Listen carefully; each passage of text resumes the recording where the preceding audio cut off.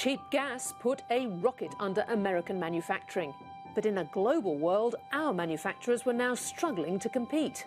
In April 2005, Aussie fertiliser business Incitec Pivot made the shock announcement that it would be spending $1 billion on a new plant in Louisiana, not Australia. Australia's tough, very, very tough. I mean, you've got to be, the winner of the gold medal at the Olympics just to survive in business in Australia, and particularly in manufacturing. If you want an example of that, look no further than energy. Electricity is unreliable in some states, and in other states, gas is very, very important to us, and we've got state governments that won't even let it be explored or developed. Now, there can be no greater messages that we don't want your manufacturing here than that.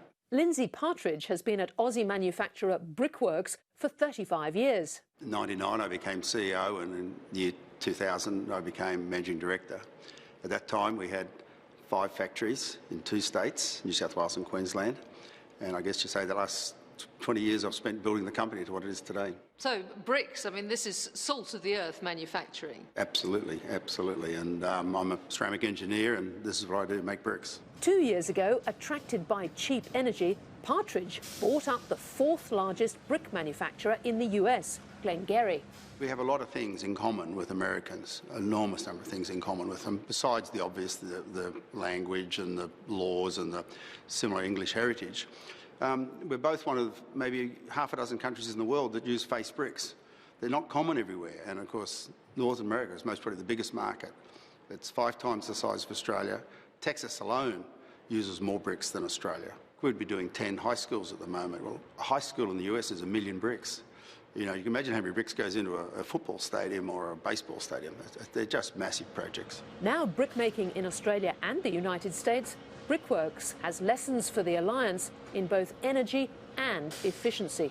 What is the difference between the US and here? Bottom line is we're paying $2 a gigajoule for gas in Pennsylvania, and there's a lot of coal seam gas there. The whole state's been drilled. And we pay $9 to $10 a gigajoule for gas around Australia. So let's say basically 5 times that amount. Gas prices favoured America, but other factors favoured Australia. The global financial crisis hit the US much harder than Australia, where Brickworks upgraded its kilns and became 20% more efficient.